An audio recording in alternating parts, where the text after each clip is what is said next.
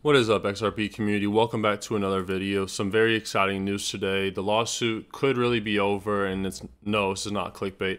I have an article from CoinDesk with an update on the lawsuit, talking about how there could be an immediate ruling coming soon, as well as Jeremy Hogan, a SEC fan and a Twitter lawyer, gives us some good commentary as well. And then XRP surged recently, right? We had this run up to 40 cents. And it's sitting at about 36 cents right now. Bitcoin and Ethereum aren't doing too hot, so we'll just have to wait and see what the general crypto market does in the meantime. If you guys want to support the channel, hit the like button. It's free, and it supports the videos a lot. I am grateful for it, so thank you in advance if you hit the like button. So let's hop into it. The SEC and Ripple both filed motions for summary judgment, arguing that a judge overseeing the case, whether XRP sales violated security laws, has enough information to make a ruling without the case moving ahead to trial. Okay, this is what we've been waiting for.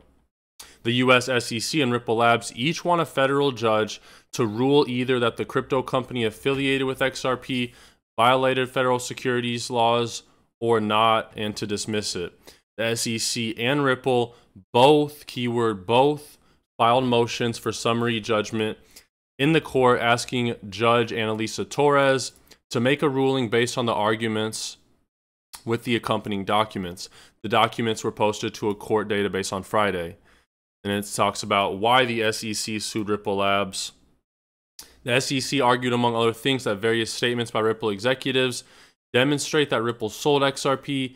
The XRP investors bought the cryptocurrency with the belief that their holdings would spike in value over time. Now, this statement can be applied to any cryptocurrency. Right? Why are people in cryptocurrency? Some people will say, oh, it's for the technology. And yeah, the technology is cool, it's innovative, but let's keep it $1.50. People are in cryptocurrency for the gains. People buy most of these tokens. Why? Because they believe that their holdings will spike in value over time. So I could say this statement applies to all cryptocurrencies. Ripple publicly touted the various steps it was taking and would take to find a use for XRP and to protect the integrity and the liquidity of the XRP markets, the SEC argues. For its part, one of Ripple's arguments was that there was no contract between company and XRP investors, that there was no common enterprise, one of the requirements under the Howey test. Now, guys, I'm a fan of XRP. I think in the future it will be used. It has a lot of utility. I'm not saying it's going to be used by every bank and everything in the world and it'll be $30,000. But at the end of the day, the tokens that will be here in 10 years are tokens that have utility and are solving a problem. And XRP really does that. This is a little bit of a dilemma for me, though, because when I was learning about XRP, and correct me if I'm wrong, some people might disagree, but Ripple and XRP are very much intertwined. And honestly, to me, the success of the XRP token does rely on Ripple, okay? If Ripple's doing nothing, how will that token get adoption? How will it get used, right? And Ripple is not doing nothing. They're doing lots of stuff. They're meeting with governments, central banks. They've been doing this for the past decade. And we learned in our last video, XRP's initial sales could be deemed a securities offering. They get a slap on the wrist for that. That's okay. What we need to acknowledge is how over time, the way a token was issued and then the way the token transacts on the ledger can be two different things, right? And the way XRP is used to transact right now, we can agree is not a security. Now, when it came out, maybe it was a security, but you can relegate that, and as long as XRP isn't being used as a security now, as long as it's decentralized enough, we're good. Ethereum merged this week, okay? And now, talking about securities laws, a quick note about Ethereum, right? Everyone was saying Ethereum's going to merge. It's going to hit 10,000 and merged a few days ago, meaning it went from proof of work to proof of stake. The price dumped. Classic example of buy the rumor, sell the news. When something is going to happen, a big event, and there's public information, most of the time that hurts the price on the asset or whatever is the event is based around. And we saw that with Ethereum. It absolutely dumped. But because Ethereum is now on proof of stake, they're looking at it, it could potentially be a security because of staking. Gary Gensler, chairman of the SEC, stated that the proof of stake mechanism could be used as users investing capital in securities for a reward. Although he did not directly mention Ethereum, the comments came in the aftermath of the widely anticipated merge. The Wall Street Journal reported Gary Gensler's views using the Howey test to determine if proof-of-stake coins could pass as securities. Right? A security is something that you get a return on from the work of others. The way Ethereum works now is you can't be a miner, but if you have 32 Ether, which is about $50,000, you can lock up your 32 Ether for, I think it's locked for at least a few years. You can't touch this stuff. You can't get it back. But you lock up your 32 Ethereum, your $50,000, and you make money from the fees on the network. So I'm not saying that's a security, but you could see how securities regulators might see that as a conflict because you are getting a return and you're not doing the work really.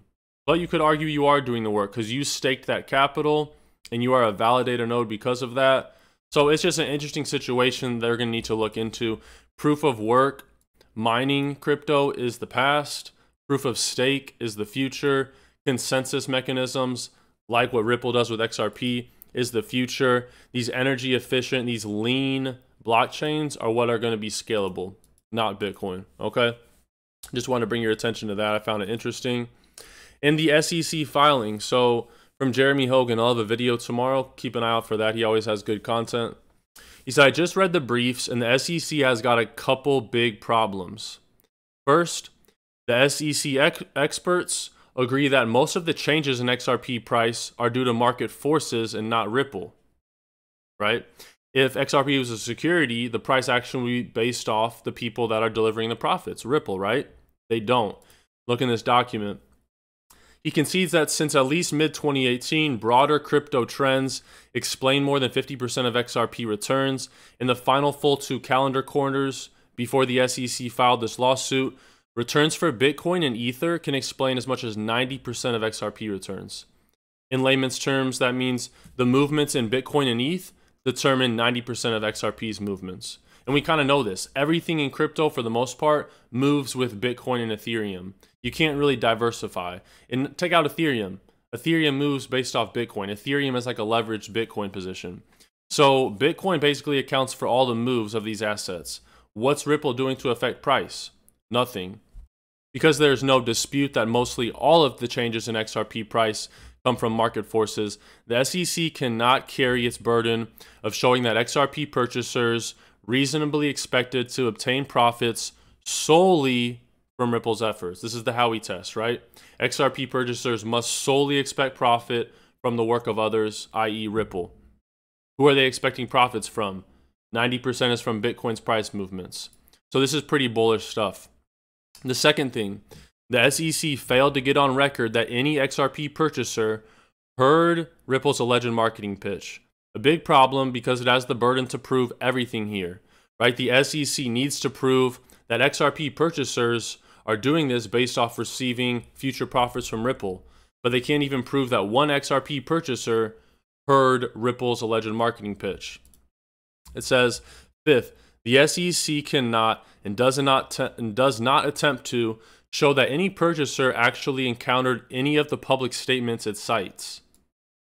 The public statements on which the SEC relies were made in a variety of forums, among other places in YouTube videos, crypto Twitter, and posts on the digital asset discussion fora, right? When courts look to extra contractual statements, they look to the economic inducements held out to the prospect in the form of a direct sales pitch. Where was the direct sales pitch from Ripple on XRP? Did you get one? Did I get one? No. Right? So we could be seeing the lawsuit come to end in real time. All right, but we'll just have to wait and see. If you guys are still watching the video, comment cell phone below in the comments. When you watch till the end, it really supports the channel. So let me know you finished the video and you're my #1 supporter. I really do appreciate it, by the way, by commenting cell phone below.